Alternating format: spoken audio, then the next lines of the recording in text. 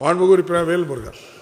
மாண்புமிகு பேரவைத் தலைவர் அவர்களே, மாண்புமிகு தமிழக முதலமைச்சர் அவர்களின் அறிவிப்புக்கிணங்க மாண்புமிகு வருவாய்த்துறை அமைச்சர், வருவாய்த்துறை செயலாளர் அவர்கள் அனைவரும் சேர்ந்து ஏழை எளிய விவசாய மக்கள் தொடங்கி பாமர பஞ்சமர்கள் வரையிலும் சுதந்திர இந்தியாவின் 75 ஆண்டுகால வரலாற்றில் ஒரு செண்டு கூட பட்டா இல்லாமல் வாழ்கின்ற மக்களுக்கு அவர்கள் 5 ஆண்டு 10 ஆண்டு வாழ்கின்ற அனைவருக்கும் பட்டா வழங்குவதற்காக உத்தரவிட்டிருக்கிறீர்கள்.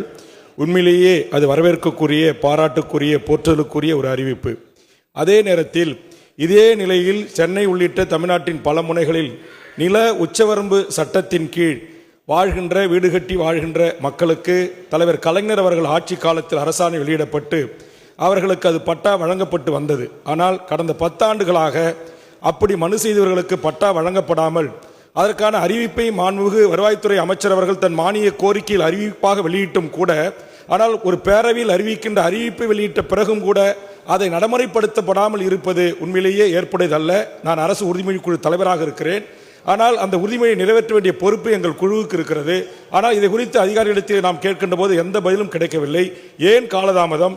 நில உச்சவரம்பு சட்டத்தின் கீழ் அரசு ஒரு தொகையை நிர்ணயம் செய்து அவர்களுக்கு கூறிய பட்டா வழங்குவதிலே ஏன் காலதாமதமாகிறது? அதையும் மாண்புமிகு தமிழக முதலமைச்சர் அவருடைய கவனத்துக்கு எடுத்துச் சென்று மாண்புமிகு வருவாய்த்துறை அமைச்சர் அவர்களும், மாநிலத்தில் அமர்ந்திருக்கின்ற துறையின் செயலாளர் அவர்களும் அந்த ஏழை எளிய மக்கள் கட்டியிருக்கிற கனவு இல்லங்களை இடித்து தரமட்டமாக்காமல் அவர்களுக்கு பட்டா வழங்குவதற்கும் வரைமுறை செய்வதற்கும் ஆவண செய்வீர்களா என்பதை தங்கள் வாயிலாக அமைச்சர் அவர்கள்.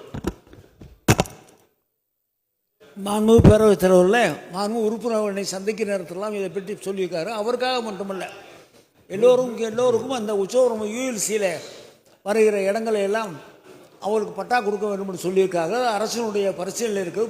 போன தடவை நம்ம அனௌன்ஸ் பண்ணியிருக்கிறோம். அதில் கொஞ்சம் சில நிர்வாக சிக்கல் இருக்கிற காரணத்தை சரி செய்து நிச்சயமாக அந்த அறிவிப்புக்கு ஒரு முக்கியத்துவம் கொடுக்கப்படும்.